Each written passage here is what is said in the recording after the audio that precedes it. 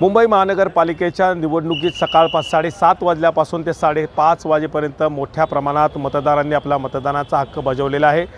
एकंदरीतच बोरिवली पूर्व परिसरामध्ये या ठिकाणी मतदार केंद्रावर आता सध्या आपण पाहतोय की पूर्णतः गेट बंद झालेले असल्याचे चित्र आहे। पोलीस यंत्रणा या ठिकाणी पूर्णतः गेट बंद करून मतदान त्या ठिकाणी वेळ संपल्यानंतर आता गेट लावण्यात आलेला आहे आणि गेट लावल्यानंतर आता कोणत्याही मतदाराला आत मतदान केंद्रात प्रवेश दिला जात नसल्याचं आपण या ठिकाणी पाहावयास मिळतं। एकंदरीतच पूर्णतः सकाळपासून शांततेत या ठिकाणी मतदान करण्याचं काम ही या ठिकाणी होत होतं आणि दिवसभर तब्बल या परिसरातील 43% मतदारांनी आपला मतदानाचा हक्क बजावलेला आहे। उद्या सकाळी 10 वाजल्यापासून प्रत्यक्ष मतमोजणी सुरू होणार आहे आणि आता मतमोजणी सुरू होण्याची उत्सुकता संपूर्ण या परिसरासह मुंबईतल्या सगळ्या मतदारांना लागलेली आहे। त्यामुळे आता दिवसभर सुरू असणारं हे मतदान हे आता संध्याकाळी 5:30 वाजल्यानंतर पूर्णतः थांबलेलं आहे।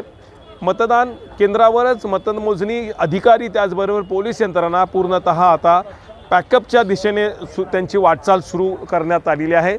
या ठिकाणी असणारे जे बूथ प्रमुख आहे त्याचबरोबर आत असणारे जे वोटिंग करणारे आणि वोटचे या मतदान केंद्रावर असणारे सगळे अधिकारी यांनी देखील आता पूर्णतः मतदान प्रक्रिया बंद केली असल्याची घोषणा केलेली आहे। गेट लावण्यात आलेला आहे आणि मतदान करण्याची प्रक्रिया बंद करण्यात आलेली आहे। उद्या 10 वाजल्यापासून मतमोजणी सुरू होणार आहे। कॅमेरामॅन वसीम इम्तियाज मुजावर, लोकशाही मराठी, सातारा। लोकशाही मराठी ऐका, पहा, जागरूक रहा।